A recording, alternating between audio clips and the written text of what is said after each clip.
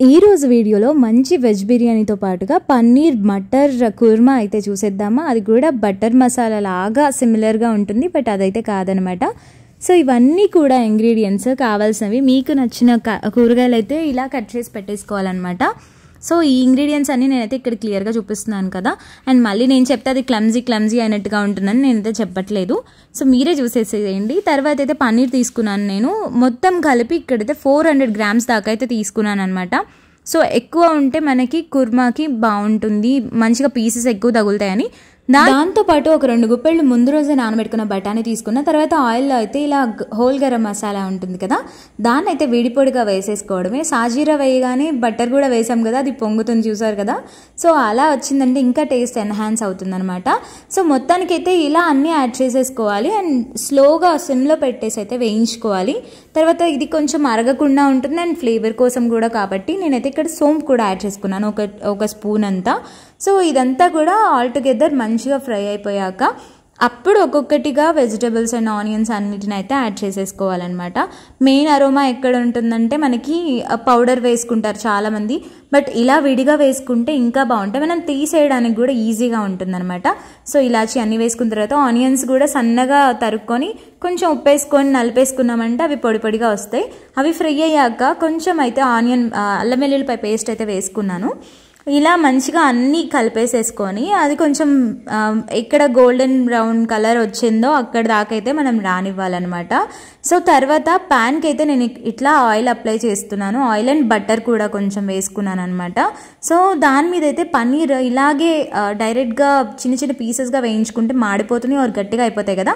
ఇక్కడ ఒక టిప్ చెప్పేనా, ఇలా అయితే క్యూబ్స్ మొత్తాన్ని కూడా మనం ఫ్రై చేసుకున్నాం అనుకోండి ఈ ఆయిల్లో 2 sides కూడా ఇంత నీట్గా, అప్పుడు మనకి సాఫ్ట్గా ఉంటుంది లోపల ముక్క అండ్ పైన అయితే కొంచెం క్రిస్ప్ లాగా వస్తుంది అనమాట.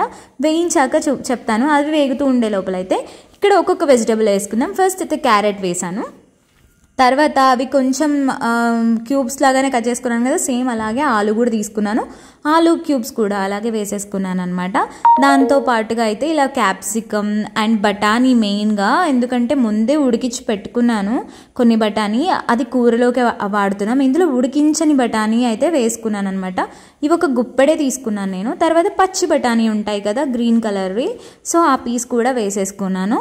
సో ఇవన్నీ కూడా మనం మంచిగా మిక్స్ చేసేసుకొని అలా పక్కకైతే పెట్టేసుకోవాలన్నమాట. సో ఇవన్నీ కూడా ఎంత మిక్స్ అయితే అంత బాగుంటాయి ఇప్పుడు, లేకపోతే ఒక చోట ఉడికి ఒక చోట ఉడకవు. ఇలా ఫ్రై అయిన పన్నీర్ అయితే ఇలా ఉంటుందన్నమాట. గోల్డ్ కలర్ వస్తే సరిపోతుంది, ఎక్కువగా అవసరం లేదు. నేను ఉప్పు కారం ఏమీ యాడ్ చేయలేదన్నమాట. సో తర్వాత అయితే ఈ బిర్యానీ దాంట్లో అయితే టమాటో కూడా యాడ్ చేసేసుకున్నాను. సో దాంతో పాటుగా అయితే ఇప్పుడు మనం కొత్తిమీర పుదీనా కూడా కొంచెం యాడ్ చేసుకుందాము, ఎక్కువగా వద్దు, ఎందుకంటే లాస్ట్లో మళ్ళీ యాడ్ చేస్తాము. సో ఈ ఫ్లేవర్స్ అనేవి మనకి బ్యాలెన్స్డ్గా ఉండాలి, ఎక్కువ అవ్వకూడదు తక్కువ అవ్వకూడదు అనమాట. అందుకని సో అది అలా పెట్టేస్తే ఇప్పుడైతే పన్నీర్ పీసెస్ని అయితే నేను ఇక్కడ మంచిగా వాటర్లో వేసేసుకున్నా, కట్ చేసేసుకొని. తర్వాత షాహీ మసాలా యూజ్ చేస్తాము మేమైతే బిర్యానీస్ అన్నిట్లోకి. సో ఏదైనా మంచిగా కుర్మా చేయాలన్నా కూడా దీంతో అనమాట. సో షాహీ మసాలా అయితే మ్యాక్సిమం అమౌంట్ తీసుకొని వేసేసుకోవడమే, ఎందుకంటే దీంట్లో కూడా బ్యాలెన్స్డ్ ఫ్లేవర్స్ ఉంటాయి అందుకని. సో కారం అయితే కొంచెమే వేసుకున్నాము ఫస్ట్ అయితే. సో ఆ కారం వేసేసుకొని అదంతా కూడా మిక్స్ అయిపోవాలన్నమాట. ఎందుకంటే లాస్ట్లో పైన మసాలా ఎక్కువ వేస్తున్నాం కాబట్టి కొంచెం కారం వేసుకున్నాం. ఇంకా స్పైసీగా తినేవాళ్ళు స్పైసీగా తినొచ్చు. సో మేమైతే ఇది ఒకరి కోసం ప్రిపేర్ చేస్తున్నామని చెప్పేసి అలా తక్కువ కారం అయితే వేసాము. తర్వాత వాటర్లో అయితే ఇలాగా అల్లం వెల్లుల్లి పేస్ట్, మనకు తెలుసు కదా ప్రాసెస్, ఎంత ఉప్పుగా ఉంటే వాటర్ అనేవి అంత బాగా కుక్ అవుతాయి అన్నమాట మనకి రైస్ అనేది. సో అందుకని చెప్పేసి ఉప్పుగానే ఉండాలి వాటర్ అని చెప్పి ఎక్కువగానే ఉప్పు వేసుకోవాలి. పచ్చిమిర్చి ఒక 20 అయితే ఇలా చీలికలు చేసేసుకొని, అంటే 20 పచ్చిమిర్చి కాదు 10 పచ్చిమిర్చిని 20 చీలికలు లాగా అయితే చేసేసుకొని వేసుకున్నాం అనమాట ఇక్కడైతే.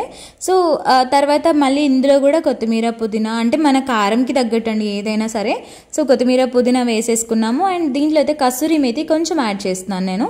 సో ఇది కూడా మనకి ఫ్లేవర్ అనేది చాలా బాగా ఇస్తుంది వెజ్ వాటికి. ఇంకా మెయిన్గా చాలా వరకు ఫ్లేవర్ఫుల్గా అరోమా వచ్చేటట్టుగా మంచిగా చేసుకోవచ్చు. దీంట్లో కూడా అగైన్ బిర్యానీ మసాలా అయితే కొంచెం యాడ్ చేసుకున్నాను. అండ్ నిమ్మకాయ చూస్తున్నారు కదా, ఇలా కట్ చేసేసుకొని దాన్ని స్క్వీజ్ చేసి మొత్తం జ్యూస్ అంతా తీసేసాక ఆ లెమన్ కూడా అలాగే యాడ్ చేసుకున్నాం అనుకోండి, మనకి అన్నం అనేది మంచిగా పొడి పొడిగా అయితే రావడానికి మనకి బాగా యూజ్ అవుతుందన్నమాట ఈ టిప్ అనేది కూడా.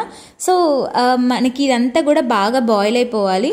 ఇది మెయిన్, ఇది బిర్యానీ పువ్వు అంటారు కదా, ఇదైతే వేయాలి. అప్పుడే మనకి బిర్యానీ ఫ్లేవర్ అనేది వస్తుంది. ఇప్పుడైతే మార్కెట్లో చాలా వరకు ఎసెన్స్ దొరుకుతున్నాయి, అవి కూడా మనం యూజ్ చేసుకోవచ్చు. సో ఇవన్నీ బాగా బాయిల్ అయ్యే లోపు అయితే మేము ఇక్కడ చూపిస్తున్నాను కుర్మాకి అన్నీ కావాల్సినవి అనమాట. అమూల్ బటర్ ఇవన్నీ కూడా మేమైతే ముందే చేసి పెట్టుకున్నాము. సో బటర్లో అయితే దాంట్లోనే మళ్ళీ కొంచెం మసాలా వేసుకోవాలి, ఎందుకంటే ఈ రెండు మిక్స్ చేసుకొని తింటాం కాబట్టి మేము చపాతీలోకి దీంట్లోకి బ్యాలెన్స్డ్గా ఉండేలాగా అయితే చేస్తున్నాము. మసాలా ఫ్రై అయిపోయాకైతే దీంట్లో ఆనియన్, తర్వాత టొమాటో, కొంచెం చింతపండు, జీడిపప్పు అయితే యాడ్ చేసుకున్నాం, కొంచెం గసగసాలు కూడా. దాంట్లోనే ఉప్పు వేసేసుకొని అవి బాగా అయితే మంచిగా కొంచెం కుక్ అవ్వనివ్వాలి, ఒక 2 to 5 minutes అంతే.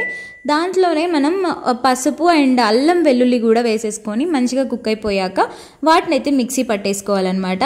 తర్వాత వాటర్ అయితే బాయిల్ అయిపోయాయి చూసారు కదా. ఇప్పుడైతే మనం ఒక గంట ముందు నానబెట్టుకున్న బాస్మతి రైస్, ఎంత పాతది ఉంటే అంత బాగా పొడి పొడిగా వస్తాయి అన్నమాట.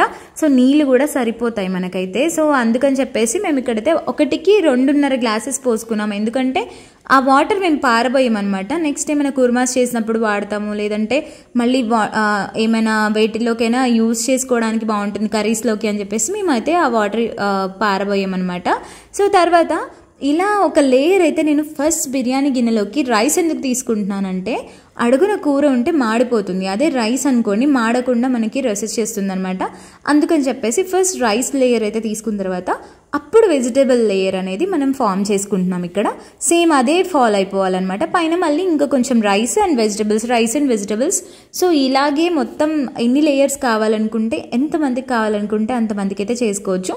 సో నేనైతే ఇక్కడ ఒక లేయరే వేస్తున్నాను, ఎందుకంటే తక్కువ అమౌంట్ ఆఫ్ బిర్యానీ చేస్తున్నాను. తర్వాత కుర్మా కోసం అయితే కొంచెం ఆయిల్, కొంచెం బటర్ అయితే వేసుకొని మంచిగా కరిగించుకున్న తర్వాత ఓన్లీ సాజీర్ అయితే వేసుకున్నాను. ఇప్పటికే మసాలాలు ఎక్కువైపోయాయి కదా అందుకని.